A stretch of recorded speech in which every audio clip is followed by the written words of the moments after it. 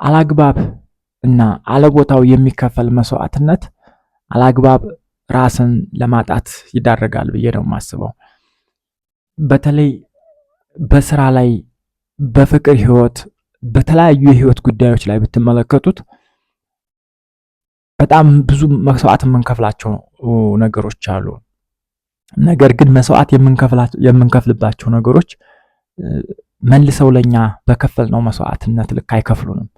እንበልና የሆነ ስራ እንጀምራለን ኦር ስራ እንሰራለን፣ ከምናስበው በላይ በጣም መስዋዕት እንከፍላለን። ነገር ግን የምንሰራው ስራ በከፈልነው መስዋዕትነት ልክ መልሶ ላይ ከፍለን ይችላል። ወይም ደግሞ የሆነ ነገር መስዋዕት ከፍላችሁበት ከዛ እንኳንም መስዋዕት ከፈልኩበት አሁን ላይ በጣም አስደሰተኝ አኮራኝ የምትሉት ነገር ይኖራል። እንደዛ የማያደርጋችሁ ስራ ላይ ራሳችንን ማጥፋት የለብንም፣ ራሳችንን ማጣት የለብንም በእንደዚህ አይነት ሁኔታ ውስጥ ማለት ነው። በፍቅር ህይወት ላይ ብትመለከቱት አይታችሁ ከሆነ በቃ ይሄን ፍቅር ለፍቅር ስል መስዋዕት ከፍላለሁ ብላችሁ ብዙ መስዋዕት ከፍላችሁ አዘን ኦፍ ዘ ዴይ ግን የሆነ እናንተ የምትፈልጉትን አይነት የፍቅር ህይወት ማምጣት የማትችሉ ከሆነ ኦር ደግሞ እናንተ በምትፈልጉት ልክ ያንን የፍቅር ህይወት መገንባት ካልቻላችሁ ከንቱ ውዳሴ ነው የሚሆነው ማለት ነው። በተለያዩ የማህበራዊ ህይወት በተለያዩ ጉዳዮች ሊሆኑ ይችላሉና ታዩታላችሁ። ያን ነገር መስዋዕት ከፍላችሁበት እናንተ በከፈላችሁት መስዋዕትነት ልክ ባይሆን እንኳን ቢያንስ ለከፈላችሁት መስዋዕትነት ውስጣችሁን ሊክስ የሚችል የሆነ ፍሬ ማምጣት የማይችል ከሆነ ዝም ብላችሁ ነው መስዋዕት እየከፈላችሁ ያላችሁት። ዝም ብለን ነው መስዋዕት እየከፈልን ያለው ማለት ነው። ጀስት ላይክ አሁን በዚህ ዘመን እንደማየው የመንግስት ሰራተኝነት ማለት ነው። እኔ ጀስት እንደ ምሳሌ ልስጣችሁ ፍራንክሊ ማለት ነው። አሁን መስዋዕት ለምሳሌ የሆነ መስሪያ ቤት ውስጥ ገብታችሁ ትለፋላችሁ በቅን ልባችሁ በቅንነት በተሞላው በመልካም በንጹህ ማንነታችሁ ትለፋላችሁ፣ የተቻላችሁትን ሁሉ ታደርጋላችሁ። ዘንድ መልካም ማድረጋችሁ እርካታው ደስታው ለእናንተ ነው የሚሆነው። ግን ሰም ፖይንት ላይ እናንተ በጠበቃችሁት ልክ ልፋታችሁ መስዋዕትነት አይከፍልም። ብዙ ጊዜ እንደውም እርገት የሚያገኙን ትምህርት የሚሄዱት ምናምን ስትመለከቱ ወይ በጣም ባፍ በሚግባቡ ኦር በምናምን በሚሉ ኦር ደግሞ ብቻ ምን ለማለት እንደፈለኩ ትረዱኛላችሁ።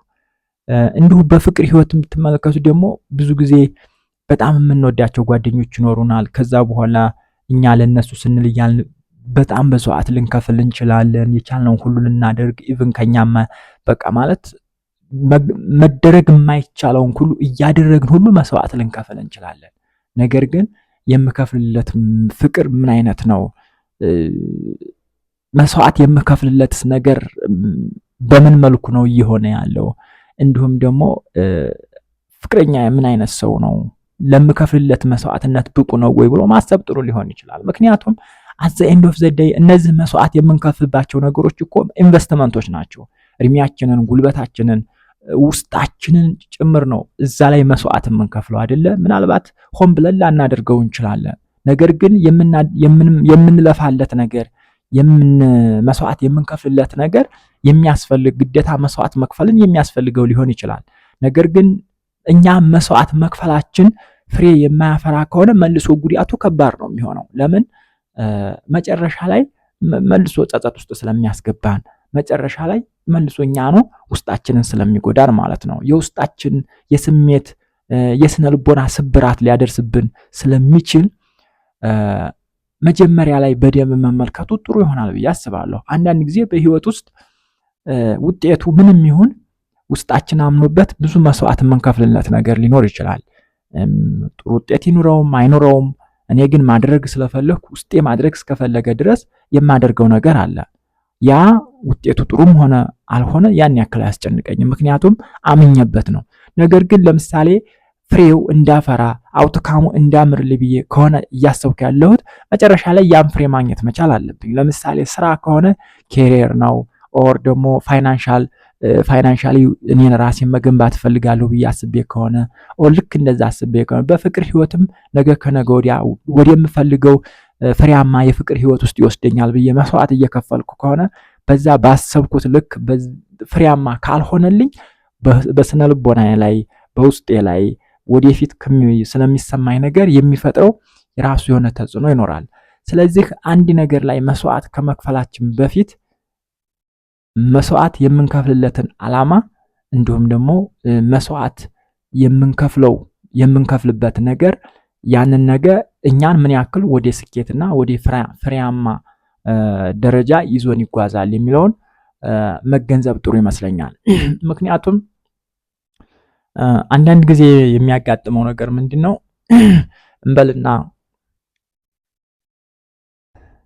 በመስሪያ ቤት ሊሆን ይችላል፣ በተለያዩ ድርጅቶች ምናምን ሊሆን ይችላል። በቃ የሆነ እንደዚህ እያሰብን የሆነ የምናስበው የራሳችን ሀሳብ አለን። ነገር ግን የምንሰራው ስራና የምናገኘው ነገር ተቃራኒ ይሆናል፣ ወይም ደግሞ ጭራሽ አልፋና ኦሜጋ ይሆናል። እኛ የምንከፍለው መስዋዕትነትና ያ መስዋዕት የምንከፍልበት ነገር የሚሰጠን ተስፋና የሚያስገኘን ነገር እጅግ በጣም ደካማ ይሆናል። እንደዚህ አይነት ሁኔታ ላይ ስንሆን ነገሮችን ትናንት፣ ዛሬና ወደፊት ከነበርንበት ሁኔታ አንጻር ቀጣይ ምን ሊያጋጥመን እንደሚችል ቆም ብሎ ማሰቡ የበለጠ አስተዋዮች እንደሆነ ያግዘናል። ምክንያቱም ነገ ላይ ከደረስን ኦልሬዲ ያን ነገር ሚስ እናደርገዋለን። ምክንያቱም ዛሬ ላይ ሆነን ነው የነገ ልናስተካከል የምንችለው። ያ ማለት ዛሬ ለምሳሌ የሚሄድበት መንገድ የምከፍለው መስዋዕትነት ተስፋና ፍሬ ያለው ሊያመጣ እንደሚችል ካወቅኩ ነገ ላይ ያን ነገር በተወሰነ መልኩ እንደሚሰጠኝ የራስ መተማመን አለኝ፣ ወይም ደግሞ በውስጤ የማስቀምጠው እምነት አለኝ። ነገር ግን ገና ምንም ተስፋ የሌለው ነገር ኢቭን አንዳንድ ጊዜ ምንም ተስፋ እንደሌለው እያወቅን እንኳን መስዋዕት ልንከፍል እንችላለን። ይሄ ደግሞ እኛን ዋጋ ያስከፍለናል። ስለዚህ ዛሬ ላይ ቆም ብለን ነገ ላይ መስዋዕት የምንከፍልለት ነገር ነገ ላይ ምን ሊሆን ይችላል፣ ውጤቱ ምን ሊሆን ይችላል የሚለውን መመልከት መልካም ይመስለኛል። ዘንድ ዛሬ ካየን በኋላ ውጤቱ ምንም ይሁን በቃ ቀጥላለሁ ካል ጥሩ ነው። ይሄ ለምን አትሊስት ዛሬ ላይ አምነንበት ወስነንበት ነው የምንጓዘው። ነገ ጥሩ የሚኖር መጥፎም ይሁን ያን ያክል ውስጣችን አይጎዳውም። ነገር ግን ዛሬ ላይ ነገ መልካም ነገር ይዞ ይመጣል ብለን የምናስብ ከሆነ ዛሬ ላይ በደንብ አድርገን ልንመለከተው ይገባል ማለት ነው። ስለዚህ ጋይስ አንዳንዴ በህይወት ውስጥ ያለ ቦታው ያለ ጊዜው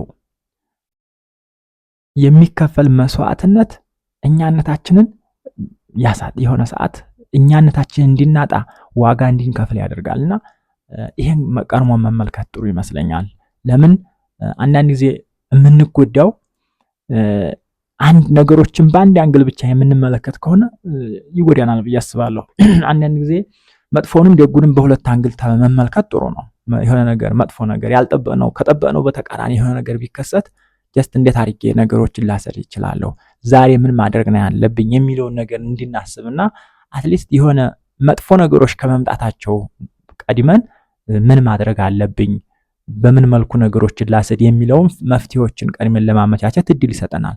ፕላስ ደግሞ አንዳንድ ጊዜ ሳናስበው ሳንዘጋጅ የሆኑ ስነ ልቦናችንን የሚጎዱ ውስጣችንን ተስፋ የሚያስቆርጡ ድንገት ሲከሰቱ የሚሰማንም ስሜት እና ውስጣችን የሚረብሽበት መንገድም እኩል አይሆንም።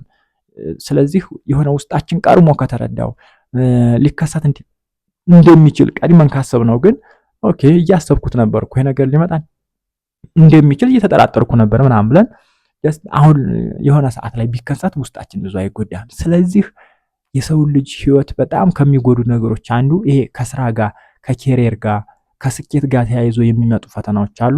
ሌላው ደግሞ በጣም አውትካሙ ብዙ ጊዜ እንድንጠራጠር የሚያደርገን ፈተና የሚሆንብን አንዱ የፍቅር ህይወት ነውና ጀስት ዛሬ ላይ መስዋዕትነት የምንከፍልበትን የስራ ህይወትና የፍቅር መሰረት ምን ያክል መስዋዕት የሚያስፈልገው ነው። ጀስት ነገ ላይስ በምን ያክል መተማመን ለፍሬ ያበቃኛል። 100% እርግጠኛ መሆን አይቻልም። 0% እምነት ይዞ መጓዝም አይቻልም። ስለዚህ ጀስት ማወቅ መቻል አለብን መስዋዕት የምንከፍልለትን ነገር ምን ያክል ከምናስበው የፍሬያማ እና ስኬታማ ህይወት ሊያደርሰን ይችላል የሚለውን ከግምት ውስጥ አስገምተን የምናደርገውን የምንከፍለውን መስዋዕትነት አላግባብ እንዳይሆን መገንዘብና ጀስት ቆም ብለን ማሰብ ይጠበቅብናል። ምክንያቱም ህይወት ድጋሚ እድል አትሰጥምና ለማለት ያክል ነው።